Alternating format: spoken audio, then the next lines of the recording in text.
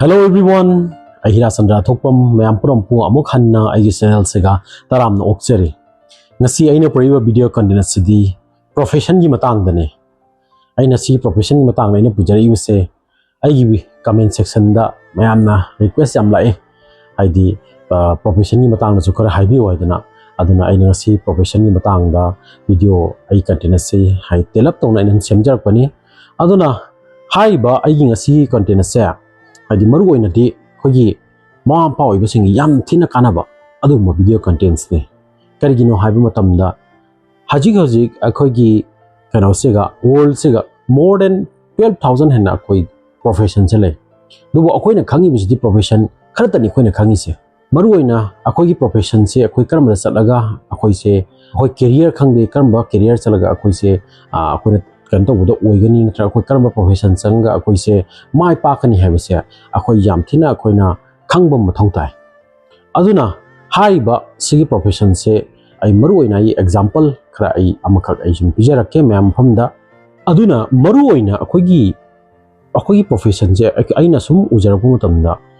myoiba akoi 100 out of 100 ta 80% myoiba singse makoina pamba profession da akoi changma se kya kan yaude akoi chanaba kya kana yaude ko how to 100 20% ka tang tani ko makoi profession che makoi enjoy tawri base aduna akoi career se akoi kamai sengba dabano akoi profession je karam profession da akoi apply to gudum no haibase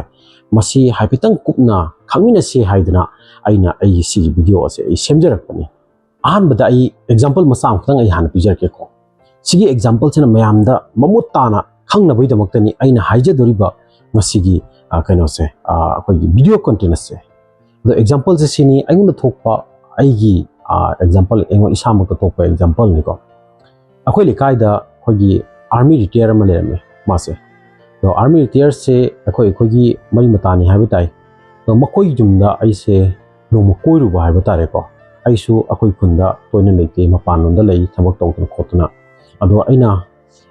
kuira matungda mangna ingonda sum lau hairpaduga aisu koi duga mangonda paksi ubuga ina hai karino tamo nangdi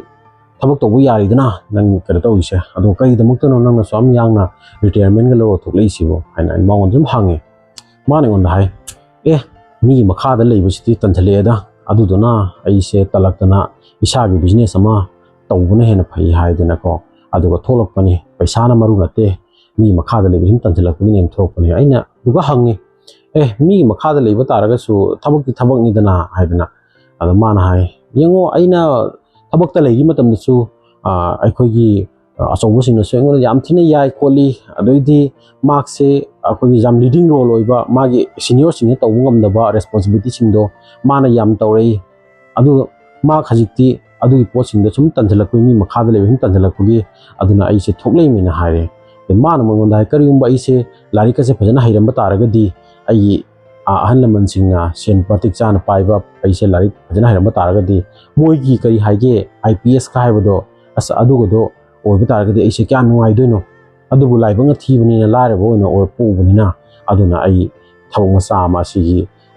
army kano da sanga sipai da sanga ai smai to na ji retirement to ai retire lo thonglei sinena mana sum hai adugo aina hangi tamugi sum imonda khanglak pai ta tamu nangi akhogi poiba tarik semta haibiro ina ma ingonda hari ai date 19 da poyena athuduka ma makha ta na ti atai di hang tre kari da mokta no ina ado maga famina na wari watai amo sum sanabul oraga ise yumda hala matungda aina masagi sum thijan ba humyam jum pamjaba haiba tare si matang khangning ba hai tare lambi da lak phon tumse imon si magi mapok sidi mapok no mi kano sidi date sidi 19 ni na adu dana sum khal laujum da hala matungda aina khata amor kolom pairaga fajana hotok pa haiba tare magi hajiki date 19 na pokase mag date 19 na po ise mayam asi example haji fajana pira ge mayam da gyan ta na ba 19 na pokpa ise 1 plus 9 1 plus 9 is equal to 10 ko 10 ni 10 se 1 plus 0 kum semdo ko mai di sing se separate to adi 1 thoe 1 se karamba grahana rule tawi mamang ge episode ta aham episode ta ina hajig do 1 se surya grahana rule tawi ko aduga akhogi ama 9 ma su yauri ko 1 plus 19 1 plus 9 is equal to 10 ko 9 am so 9 china karamano aigi last ki wang episode ta aina haije do na number 9 che ko gi mark se senapati gi number ne ko aina haiba do ko ma se warrior ni ma se fighter ni haiba do makoi kwai chana ba profession ni karamano defense ta kwai digi chani aina haiba do madugi pot to ni aina mayam da gyan ta ni se haji one am leire one chena kaino leadership quality yauba 9 chena kaino masa ichang thonga phadra khotana mi lai ki daba adugumba ko adugumba haji fighter am ni haiba tai aduna magna matamdo magi magti matamduga lairana hawrakpanina magi thabam phangal lore haidana mag adoiduga sipai se ma amuk tang lepi hen hai ado amuk tang lepa se ma se mai paktana ma se sipai da khogi khalli bina haire ma se ami je khalli ne haire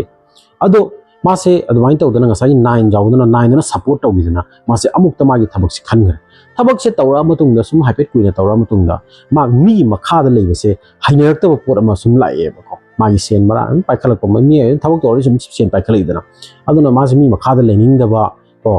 didi asonguna phana kan to botar so bakse freedom oina pampa freedom pam sine kana gi no ngasagi number 1 do 1 plus 9 1 am jaw no 1 leadership quality do adugi 1 do na magonda chaksak thenba mi makhada lebedi pam da mi makhada lebedi pam da haiba adugumba ithina mawona som leiba haitare aduna magna haidi magi retirement matam akhoi retirement gi matam jawdri mamangda magse retire lo thoglaga aduga haji magse business tawga leine ba asini aina mayam da gyan ta haningi se haiba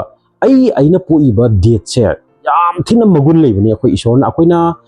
sangsar se lakpo matamda akhoi da loina riba akoina poiba numit se akhoi date se jam maru oiba date ni date se gani akoina loina akhoi life ki punsi ko akhoi life path se loina haiba ngami se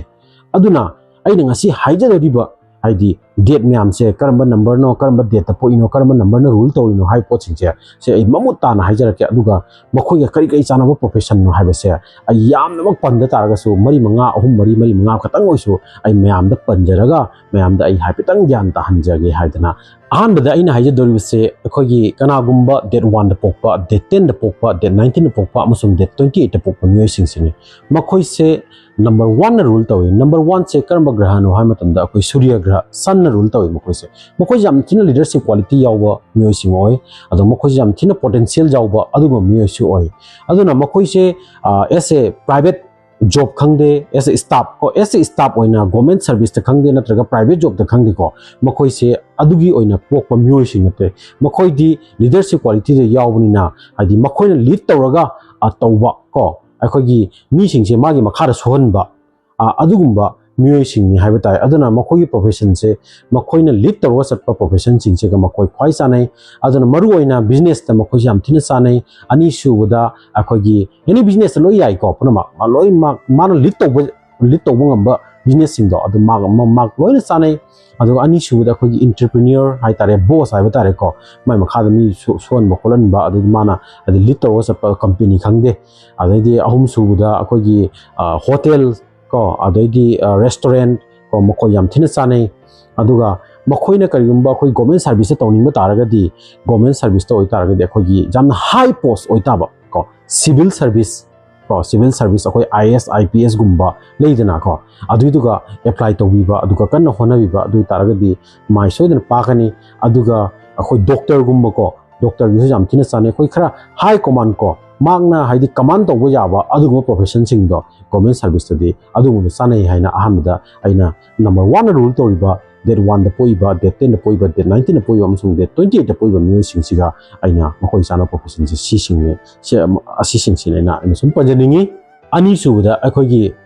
kana gumba khoi date 2 da pokpa date 11 da pokpa adai date 20 da pokpa amsung date 29 da pokpa myoy sing sin makhoi se number 2 na rule tawi number 2 se karma grahana rule tawi na number 2 se akhoi gi chandra grahana rule tawi ko akhoi moon na rule tawi aduna asingma myoy sing je jam thina creativity nature sengal le adai di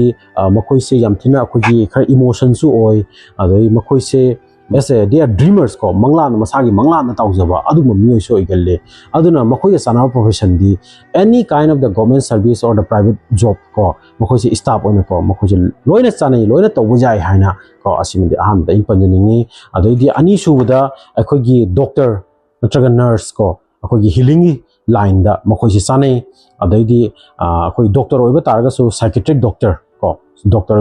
si am thin chana ba hai ta psychiatric doctor gum oi ba adai di engineer khoi engineer gi line da pam ba tar ga khoi gi chemical engineering gum ba masi yam thin chana adai di acting gi line su makoi sum chana aduga maru oina makoi business line da makoi na khoi dei chana ba se khoi gi mahi gi oi ko ising gi oi ba thawak ising gi oi ba adugum ba business hai ba tai ko any khoi liquid related business hai ba tai khoi gi ising gi oi ba business khangde na traga sangum gi oi ba business khangde natraga khoi ice cream gi oiba business khangde natraga khoi thau gi ba oil gi oiba business khangde ko makoi asi singse angasai kai hai tare asi sing loina chanai haidana ko asin hajiki hariba number 2 na rule toriba date 2 da poiba date 11 da poiba amun date 20 da poiba amun date 29 da poiba myo singsiga makoi profession singse asi se ai haijaningi ahum subuda akhoi gi ahum subuse khoi kana gumba tarik ahum da pokpa tarik 23 da pokpa tarik 23 da pokpa adoi tarik kana da pokpa tha da pokpa myo sing sigini ada masi ma myo sing se makhoi se number 3 na rule tawe number 3 se akhoi gi jupiter na rule tawe ko makhoi je guru graha haina su akhoi khangnai ko aduna makhoi ga sana profession sing sidi ahan bada aina thamning badi makhoi se education sector da ko education sector da makhoi se kwai dagi chanai ani subada akhoi gi writer gumba lyrics gumba ko adu gumba iba adu myo sing sum chanai ahum subada akhoi makhoi je banking ko clerk the chartered accountant the financial sector da leiba the insurance sector leiba su makhoi yam thin chanai mari subada sales and marketing yam thin chanai number manga subada business tawba taraga su makhoi di partnership business sumtaw tawba yade ko aduna business tawba taraga su masagi oiba business tawba taba adai di taruk subada khoi consultancy gumba tay subada khoi management gumba adai di any kind of the management ko makhoi manage tawba jam haiba adu gumba myo sing su oigal makhoi se ko aduduna management su sanai adai number 9 subada khoi gi number khoi acting gi line se ko makhoi sathina asisu sum sanai haidana haiba khoi gi tarik 3 da poiba tarik 23 poiba tarik 29 da poiba amasung tarik 30 da poiba myo sing siga aina sigi profession ni thamjaningi mari subada akhoi gi kana gumba akhoi tarik 3 da pokpa tarik 3 da pokpa tarik 29 da pokpa amasung tarik 38 da pokpa myo sing sigini ase makhoi se akhoi kanogi matung numerology matung namakoi se number 4 na rule tawe number 4 se akhoi rahu na rule tawe ko rahu asi number se jamna akhoi kari hai ta sing myo sing jamna struggling kano myo sing hai tare amasung sigi number se struggle number higher so akhoi khangnai asingumba myo sing se makoi ga aham da makoi sana profession sing se aham da makoi khoi sana ba se akhoi technical line ko technical line se makoi da sanai ko aham da number da ithamjage ani subda akhoi engineering line da ko akhoi engineering line da ase ani subda ithamjage ahum subda akhoi medicine ko medicine gi business amasung akhoi doctor gumba adai akhoi healing da har akhoi physiotherapist ka se ko makoi jam chane physiotherapist oiba akhoi massage therapy ga tawba asigumba kano se makoi si yam thina chane na sum hainingi aduga akhoi kano si akhoi nurse sisu makoi sum chane adai number mari subada akhoi railway gumba ko railway da ka se yam thina chane number manga subada akhoi air force da makoi se akhoi asi chane haidana aina ajigi hariba number 4 na rule toriba date 4 da poiba adai date kano da 13 da poiba amasung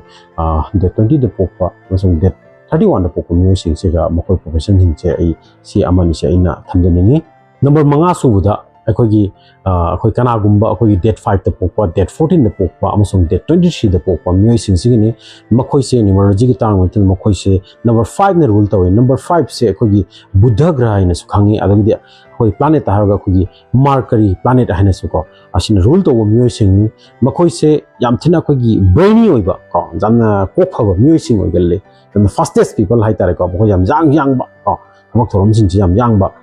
adugo makoi gi kari hai tare makoi se mohom da tangdu leitana lening da ba aidi adugo myo su oi adana makoi ga kwai sana profession sing sidi ai sum ai haijarake ahan bada makoi ga kwai sana profession sidi akhoi entrepreneur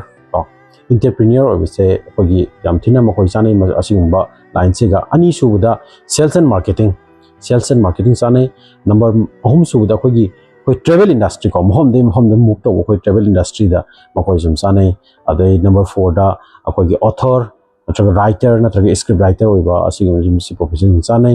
नै number 5 सुबदा technology and innovation दा को technology and innovation हाब तारे असि सुम चानै अदैदि नंबर 3 सुबदा स्टेज परफॉर्मर होइबा सुम चानै नंबर 3 सुबदा फिटनेस एंड वेलनेस चानै नंबर 9 दा कोई सोशल मीडिया मैनेजर हाब तारे को ओखे असि सुम चानै अदै नंबर 5 दा कोई लीगल सर्विस सु मखोजि चानै अदुगा अरोइबदा अखोगी नंबर 10 दा अखोगी एक्सप्लोरेशन एंड एडवेंचर अदुगी फील्ड सु मखोजि सुम चानै हाइदना हजिगी हाइबा अखोगी डेट 5 दा पोइबा डेट 14 दा पोइबा अमसुंग डेट 20 दा पोइबा मियोसिंग सिगी मखोगी चाना प्रोफेशन खरसे असि खरसिनि तरुक सुबदा अखोगी कनागुम्बा अखोगी तारिक तरुक दा पोकपा तारिक 35 दा पोकपा अमसुंग तारिक 19 दा पोकपा मियोसिंग सिनि मखोइसे अखोगी न्यूमरोलॉजी की टर्म मतुंग इन मखोइसे नंबर 6 ना रूल तवे नंबर 6 से अखोगी प्लैनेट हाइरोगना मखोइसे शुक्र ग्रह ना रूल तवे अखोगी वेनस प्लैनेट ना मखोइसे रूल तवे जामना लग्जरियस प्लैनेट ने मखोइसे को जामना अखोगी फजबा अरंग अराक अखोगी पाम्बा अदुम फजबा अदुम प्लैनेट ने अदो मखोइगा चाना प्रोफेशन सिदि अहानबदा अखोगी फैशन डिजाइनिंग हाइतारे को फैशन डिजाइनिंग गुम्बसे मखोइ चानै अदैदि इंटीरियर डिजाइनिंग सु मखोइ सम चानै अदै अहुम सुदा अखोइ आर्किटेक्चर हाइबा तारे को आसी प्रोफेशन जिम चानै अदै मरि सुबदा अखोइ रेस्टोरेंट एंड होटल्स को कोइ खर लग्जरी होइबा हाइतारे हो अदुम चानै अदैदि आर्टिस्टिक फील्ड सु मखोइ सम चानै अदै करि हाइतारे अखोइ ज्वेलरी को ज्वेलरी की बिजनेस सु मखोइ सम चानै अदुगा स्पोर्ट्स की फील्ड सु मखोइसे अखोगी सुम चानै हाइदना हाइबा अखोगी डेट 6 दा पोइबा डेट कनो दा पोइबा अखोइ डेट 15 दा पोइबा अमसु डेट 24 दा पोइबा मियोसिन सिगा आइना असिगी प्रोफेशन गे थमजनिंगे तरे सुबुदा अखोगी कनागुम्बा अखोगी डेट 7 दा पोकपा दैदि डेट 16 दा पोकपा अमसु डेट 25 दा पोकपा अखोगी मियोसिंग सिगनि हाइबा मियोसिंग से मखोइसे यामथिना अखोगी न्यूमरोलॉजी की तांग मतुंगिना मखोइसे नंबर 7 ना रूल तवे अदुगा मखोगी प्लैनेट से अखोगी केतु ग्रहना मखोइसे रूल तवे हाइबा मियोसिंग से मखोइसे यामथिना अखोगी स्पिरिचुअलिटी नेचर चेंगन बा मियोसिंग अमसुंग मखोइसे इंट्यूशन पावर अदुगुम्बा लैबा मियोसिंग इंट्यूशन पावर से जामना वांगबा अदुगुम्बा मियोसिंग ओगले हाइबा मियोसिंग सिगी चानाबा प्रोफेशन से अहानबदा मखोइसे अखोगी टीचिंग की लाइन दा को टीचिंग की लाइन दा आई असि अहानबदा आई थमजनिंगी अनि सुबदा अखोगी हीलिंग को हीलिंग की लाइन दा सो थमजनिंगी अहुम सुबदा अखोगी रिसर्चर नत्रगा अखोगी साइंटिस्ट कुमसा साइंटिस्ट तक मखोगी याम थिना चाना प्रोफेशन ओय अदि मरी सुबदा अखोइना तौइबा हजिक अइना तौजरिबा अखोगी एस्ट्रोलॉजी एंड ओकल साइंस तक से मखोइसी याम थिना चाने हेना हाइनिंगी अदि नंबर 5 सुबदा कोई काउंसलिंग एंड गाइडेंस को असि सु चाने दै नंबर 3 सुबदा अखोगी इंटेलेक्चुअल पर्सिट को मैम सुम हाइबे सुम खंगिरंगवनी हाइबे पोचे अखोगी नोइना ज्ञान मैम से अखोगी नॉलेज मैम से अखोगी लॉ अर्न तौरगा हाइदे नकोइना ज्ञान मैम से मिंगोदा संदोकदो अदुगुम्बा अखोगी प्रोफेशन हाइबा तारे हाइबा अखोगी इंटेलेक्चुअल पर्सन से असिगुम्बा खरसे हाइदि जान मरुइना महाजिकी हाइबा डेट 7 न पोइबा अमसुंग डेट 16 न पोकपा डेट 25 द पोइबा मियोसिंग से मखोगी खर चानाबा हाइबा तारे को असिगुम प्रोफेशन खर चानै हाइना सम थमजनिंगी नंबर 9 सुबदा अखोगी कनागुम्बा तारिक 9 द पोकपा तारिक 30 द पोकपा अमसुंग तारिक 23 द पोकपा मियोसिंगिनी हाइबा मियोसिंग से अखोगी न्यूमरोलॉजी की तांग मतुंगिना मखोजे नंबर 8 न रूल तवे हाइबा नंबर 8 से मखोइसे अखोगी सैटर्न प्लैनेट न रूल तवे अदि शनि ग्रह न रूल तवे को अदुना मखोइसे करि हाइतारे सिगी प्लैनेट से प्लैनेट ऑफ जस्टिस हाइनसु खंगे अदि प्लैनेट ऑफ कर्मा हाइनसु खंगे अदुना सिगो मियोसिंग से याम थिना कुप्पा हाइबा तारे को जामना कुप्पा हिसाब किताब कुप्पगा हाइबदो अदु मोगी खोंथांग गुदिन याम कुप्ना चचाबा अदु मियोसिंग गल्ली अदुना हाइबा मियोसिंग से मखोय खय चानो प्रोफेशन से अहानबदा मखोइसे बैंकिंग से को बैंकिंग से ख्वाइदगी चानै अदे अनि सुबुदना अखोगी उकिल लॉयर जस्टिस को अदुगुम्बा अचुम रान अदुगुम्बा प्रोफेशन से लॉयर की प्रोफेशन से मखोगे चानै ना हाइनिंगे नंबर 3 सुबुदा अखोगी चार्टर्ड अकाउंटेंट गुम्बा हिसाब किताब हाइतारे को चार्टर्ड अकाउंटेंट गुम्बा याम थिना चानै अदे number 3 सुबुदा management su jam kupani makhoi akupami na aduna makhoi se management su chanai hajiki date 8 ta poiba date 17 ta poiba amsong date 26 ta poiba myo sing siga aina sigi proposal ni thamdani hauji akhoi date 9 da pokpa ready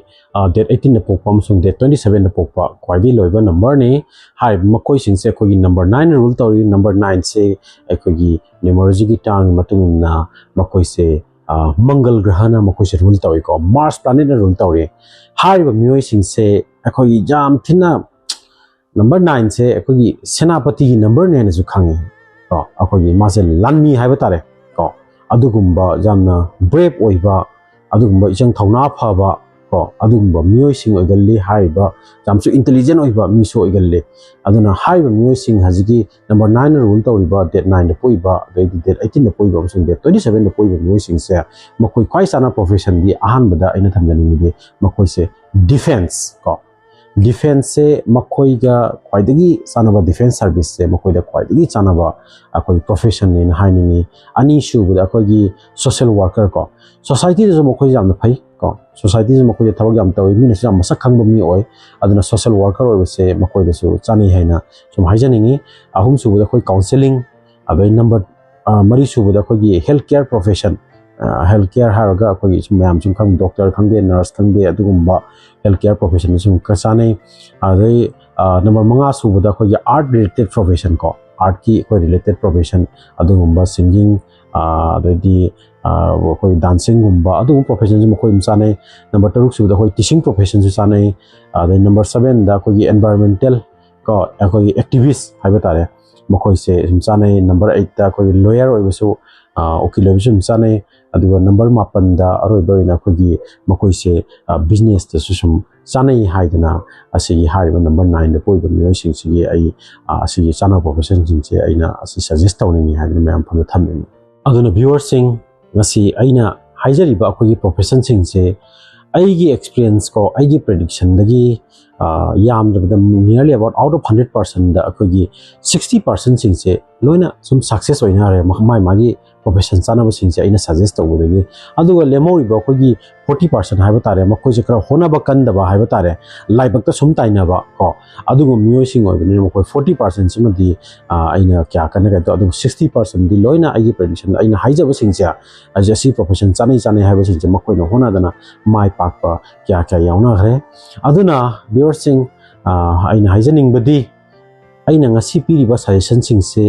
karigumba nakoi ga haiba sing siga amani khang yaw ai loina budi haiba ngamjadre adubu khara khatang aina haijari besiga nakoi ga chana ba nakoi na angang oi de pamjar ko khangde khitang chana ba khangde ase karim chana ba targa de nakoi hona view ko hona dana di karigummo oi okoi mio bai se karigumma tamsu oisu oiroi aduna hona bam jawba tabni haidi ai laibak ta isi ire haidana ina phamna leiba targa de ai success soi oire ko aduna ne ai na haijaning badi mayam phamda aina haiba suggestion pi se hono ko aduga mai pa ga su utpiu haidana aina si suggestion thamningi ado viewers sing ngasi aina akogi ngasi aigi makha tana haidi next la ka episode sing se ai haipetang ai details na mayam pham daina haijaningi mathangi aigi episode ta aina laksagdam se akogi kanagumba akogi Sunday da pokpa Monday pokpa Tuesday Wednesday Thursday Friday Saturday da pokpa asigumba myo sing sigini aina mathang sum aina hajar kane aduga adugi matungda aidi akogi rasi ko yodek sign sing se kaina rasi singo rasi leiba tula rasi sing se masi myam se loina ai hajar ke ma khoi mathang aduna mayam ngai view aigi episode se aduna aina mamang no hajar da bell icon nambiramu notification lakpada hidi phangmina bai damakta aduna viewers sing ngasi ai video contents aina haijari bise kai pen bi taraga di mayam ai video se like to biramu subscribe to biramu amasung bell icon nambiramu haidina amuka na injing jange adu yari makai di share to view haidi isa ta kana ba lauduna nang khanga sanai sing mayam ang pang sing mo ko ju sa haidi kana ba se launa bai damakta aduna viewers sing ngasi ai kanina se ai matang asida ai lesson jarage haidana mayam mapamda aina hajar thank you